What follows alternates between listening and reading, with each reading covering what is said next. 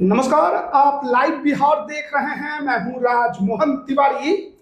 देखिए, बिहार विधानसभा चुनाव 2025 को लेकर लगातार हम अलग अलग सीटों का विश्लेषण कर रहे हैं, जिसमें इस बात को समझने की कोशिश कर रहे हैं कि उस विधानसभा क्षेत्र में किन मुद्दों के आधार पर इस बार जनता अपने मत का इस्तेमाल कर सकती है। जातीय समीकरण क्या है और पहलवान कौन कौन है जो इस बार पूरा दमखम उस विधानसभा क्षेत्र में अपना दिखा रहे हैं।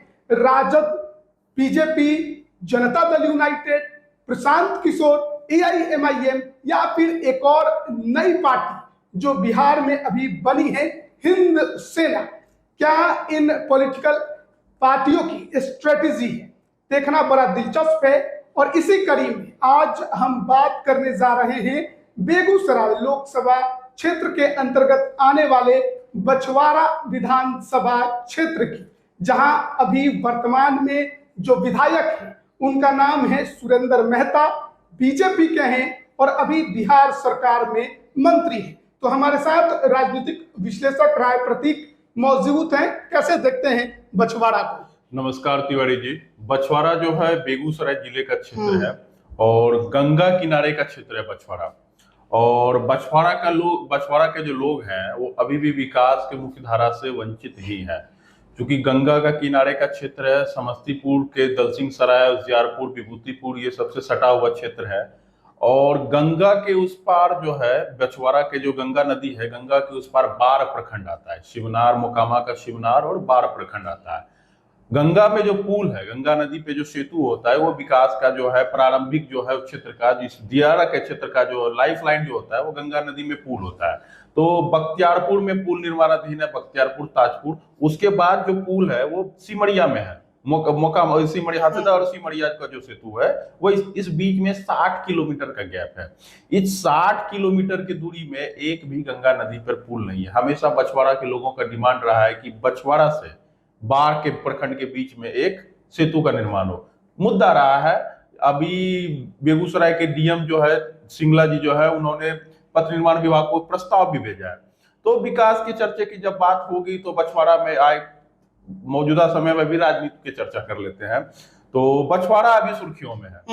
बेगूसराय के एक युवा तुर्क कन्हैया कुमार लगातार पदयात्रा पे है। नौकरी समापन भी कर दिया, नौकरी दो पलायन यात्रा कल ही समापन हुआ है।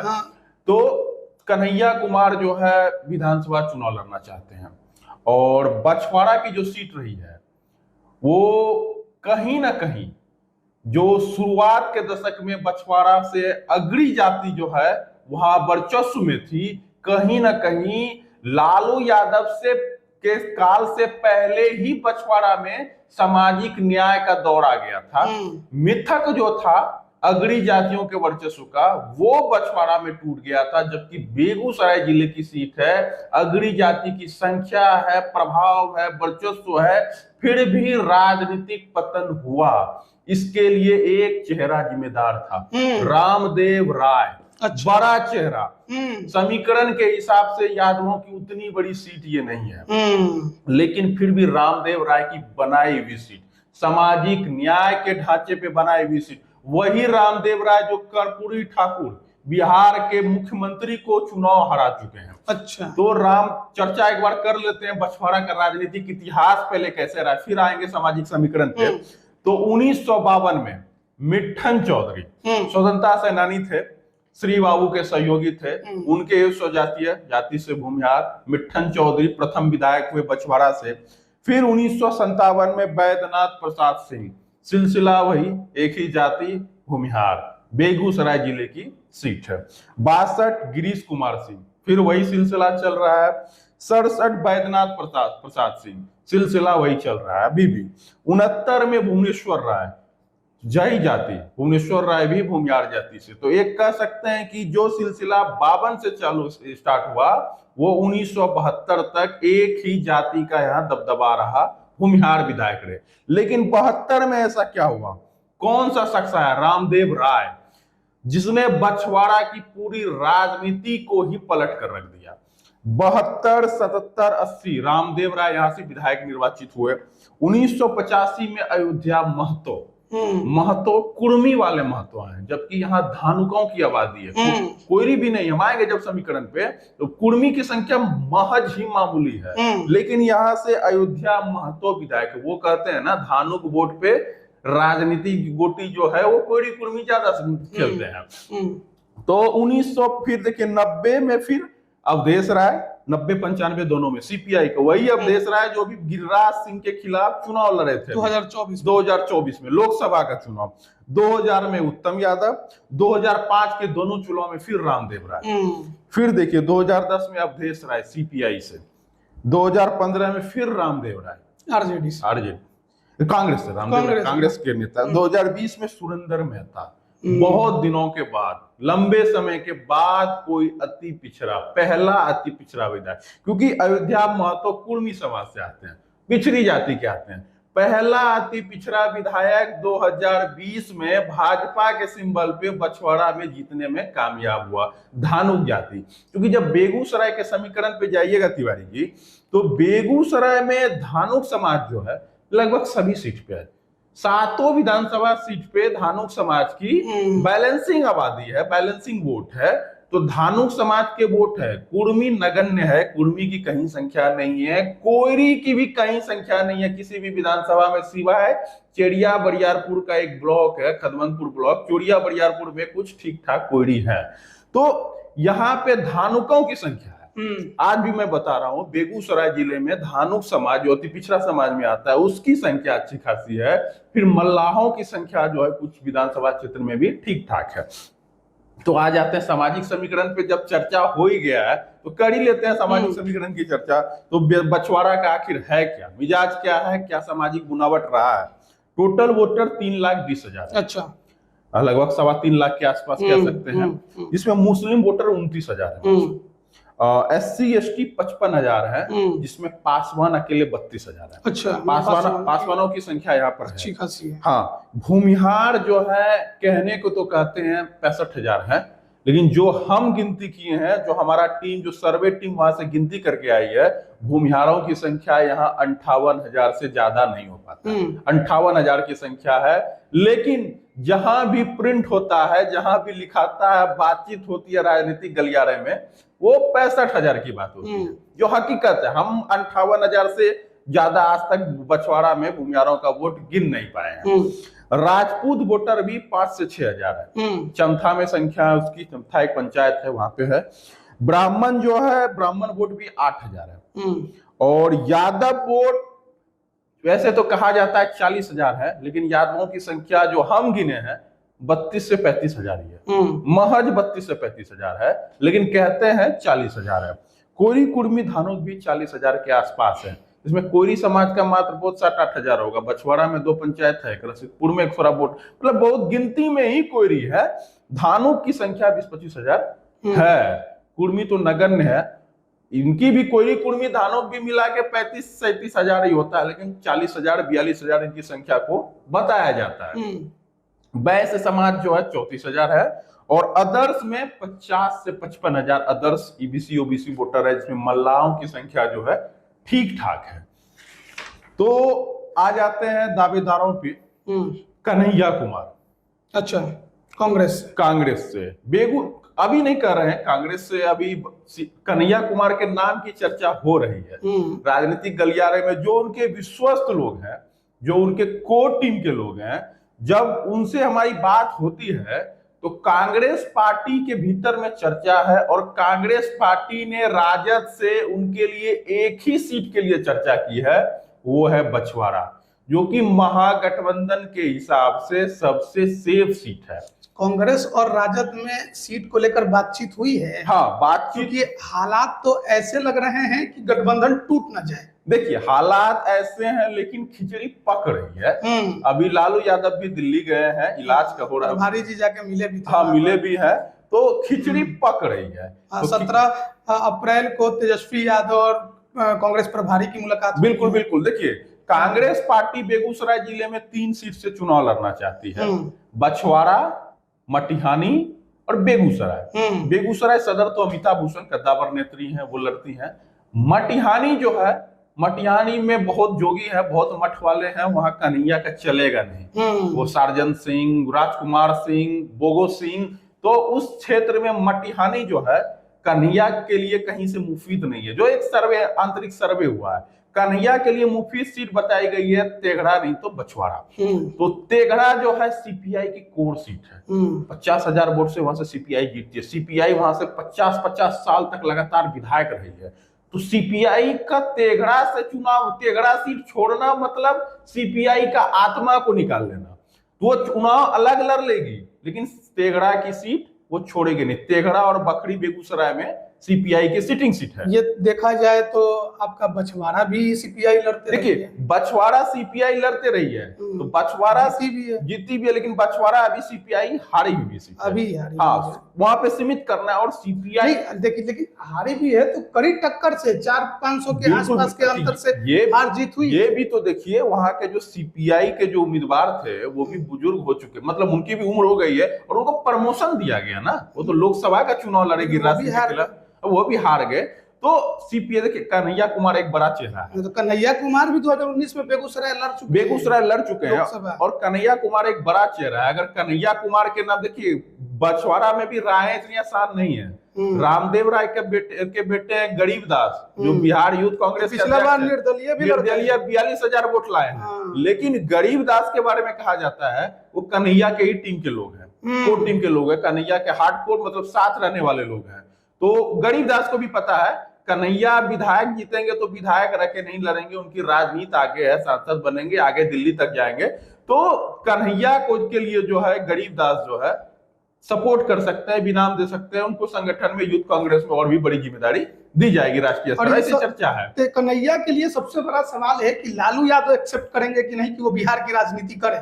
बिल्कुल, देखिए इस पर चर्चा हो रही है। अभी तो खबर आई है कि तेजस्वी यादव भी जो है कन्हैया कुमार के साथ मंच साझा कर सकते हैं, कोई आगामी कोई कार्यक्रम तय होने वाला है। 20 में तो नहीं किया, इस बार हो सकता है, चर्चा हो रही है। 24 में भी नहीं किया। हम भी तो मीडिया से ही सुन रहे हैं, हमारे पास भी कोई पुष्ट जानकारी नहीं है। लेकिन जो है कन्हैया कुमार जो है बछवाड़ा जो कन्हैया, अभी उनकी जो कोर टीम से हमारी बात हो रही है, उनके पास 2 ही सीट का विकल्प है बेगूसराय में, जहां से वो चुनाव लड़ना चाहते हैं। पहला सीट है बछवाड़ा, जहां से उनकी जीत सुनिश्चित है, नारा दारा से कोई भी आ जाए। ये कोई नहीं कह सकता कि जीत सुनिश्चित है राजनीति में। नहीं, जो उनका सर्वे टीम जो यहाँ का इतिहास बताएंगे, जो यहाँ का बछवाड़ा का सीट का मिजाज है, गरीबदास उनके साथ रहे तो कन्हैया बड़े मार्जिन से चुनाव जीतेंगे। बछवाड़ा का जो आगे रहने की उम्मीद जता सकते हैं आप। जीत हार का फैसला तो जनता का है, जनता करती है। लेकिन जो सर्वे रिपोर्ट आया है, जो कई एजेंसी सर्वे करती है, जो वर्तमान विधायक हैं वो भी बिहार सरकार में मंत्री बनाए गए, मंत्री रही है। देखिए ना, पिछले बार जब गरीबदास 42,000 वोट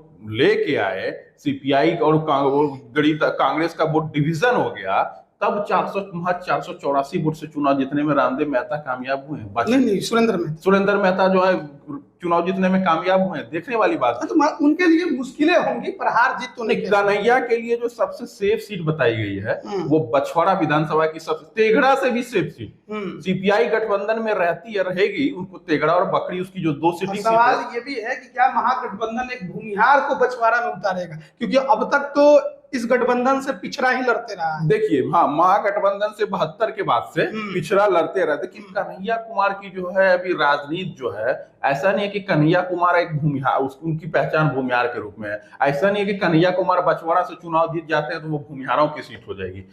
कन्हैया कुमार बछवाड़ा से फिर उनकी आगे की राजनीति है। फिलहाल उनको बछवाड़ा में कांग्रेस की तरफ से कन्हैया कुमार दावेदार हैं। और रही बात, जब कोर टीम से बात कीजिएगा तो एक दूसरी सीट जो उनके लिए चर्चा होती है वो होती है चेरिया बरियारपुर की।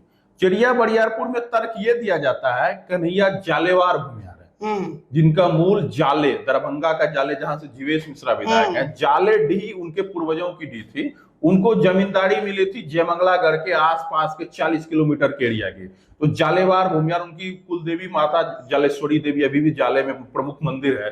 तो जालेवार भूमिहारों का डोमिनेंट वाला बेल्ट है चिड़िया बरियारपुर। तो वहां से कन्हैया जो है, कन्हैया के पास एक एंगल है कि हम चिड़िया, दूसरा अगर बछवाड़ा के बाद अगर हमारे पास कोई विकल्प बचता है तो हमारे पास चिड़िया बरियारपुर, लेकिन पहला और सबसे सेफ विकल्प बछवाड़ा की सीट है। और कांग्रेस के कोटे में फिर गरीबदास तो है ही कांग्रेस में, दूसरे दावेदार मान ही सकते हैं, कन्हैया के ही खेमे के हैं। और देखिए सीपीआई में अवधेश राय, अगर सीपीआई को सीट जाती है तो बीजेपी में सुरेंद्र मेहता है ही, बीजेपी में और भी दावेदार है। बीजेपी में देखिए कई सारे धनाढ़ लोग भी यहाँ से हैं।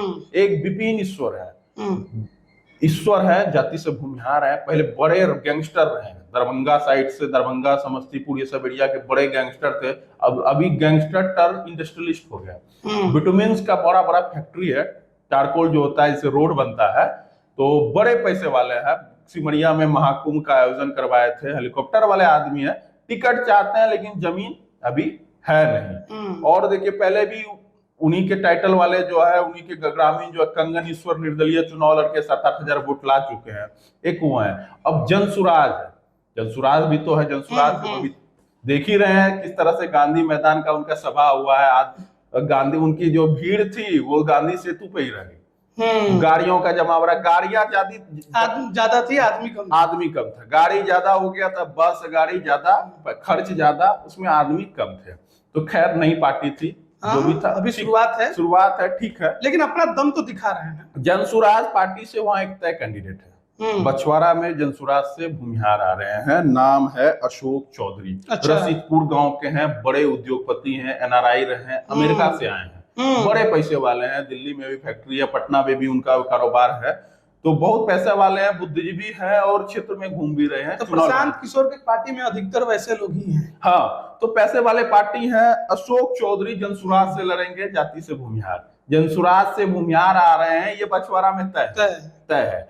अब बीजेपी से देखिए, बीजेपी से सुरेंद्र मेहता है, अब पार्टी मंत्री है, अगर कन्हैया कुमार सामने आते हैं तो क्या सुरेंद्र मेहता रहेंगे या सीट बदली जाएगी? क्योंकि चर्चा राकेश सिन्हा की भी हो रही है, रजनीश कुमार की भी हो रही है, क्योंकि कन्हैया कुमार के सामने किसी फायर ब्रांड चेहरे को उतारा जाए। राकेश सिन्हा पूर्व राज्यसभा सांसद, आरएसएस संघ के विचारक है, विधानसभा, तो वो बिहार की राजनीति में उतना इंटरेस्टेड नहीं। अभी जो दिल्ली की राजनीति वो ज्यादा, अभी जो मीडिया से खबरें आ रही है, कई अखबारों में मैंने पढ़ा, मीडिया की खबरों में पढ़ा, आरके सिंह चुनाव लड़ने वाले हैं, सुशील सिंह लड़ेंगे औरंगाबाद, उनकी चर्चा तो लोकसभा में भी थी। हाँ, उनके साथ जो है अभी जो नाम मैं देख रहा हूँ, राकेश सिन्हा का भी नाम आ रहा है कि वो भी विधानसभा का चुनाव लड़ेंगे, तेगड़ा से लड़ेंगे, एक बछवाड़ा से लड़ेंगे, एक चिड़िया बरियारपुर से लड़ेंगे। देखिए जब तक चुनाव हो नहीं जाते तब तक ये सब चर्चाएं चलती रहेंगी। हाँ, अब देखिए बीजेपी के एक राष्ट्रीय मंत्री रहे हैं पूर्व एमएलसी रजनीश कुमार, कद्दावर नेता है, राष्ट्रीय टीम संगठन में रहे हैं, वो भी विधानसभा चुनाव लड़ना चाहते हैं। तो बेगूसराय में सीटें बीजेपी को कौन सी मिलेगी ये भी देखना है। अभी तक तो बखरी, बछवाड़ा और बेगूसराय 3 सीट से चुनाव लड़ती है, इस बार तेगड़ा की सीट बीजेपी के कोटे में आने वाले। अच्छा, एक और नई पॉलिटिकल पार्टी बिहार में लॉन्च हुई है। पहले तो पांडे जी तो लॉन्च कर ही दिए थे, अब लांडे जी ने भी लॉन्च किया है, आईपीएस की नौकरी छोड़ दी, और शिवदीप लांडे ने एक नई पॉलिटिकल पार्टी बनाई है, हिंद सेना। इसका कुछ है प्रभाव, कुछ असर दिखेगा, या फिर ये एक केवल और केवल एक? देखिए अभी जो ये सब जो पार्टियां लॉन्च हो रही है ना, आजकल तो देख रहे हैं पुष्पम प्रिया भी थोड़ा एक्टिव हो गई है। हाँ, ये सब ए टीम, बी टीम, सी टीम, डी टीम, अभी और भी टीम आएगा। तो महाराष्ट्र, ये नागपुर पावर हाउस से हमको लगता है हिंद सेना पार्टी के नाम से ही लग रहा है कि क्या कौन और किसका बी टीम है, अभी कह नहीं सकते हैं, एनडीए का है या इंडिया का है, लेकिन ये किसी ना किसी का बीसी टीम ही है। कुछ अच्छे लोग भी इनके साथ देखेंगे, जुड़ते आपको देखे जाएंगे।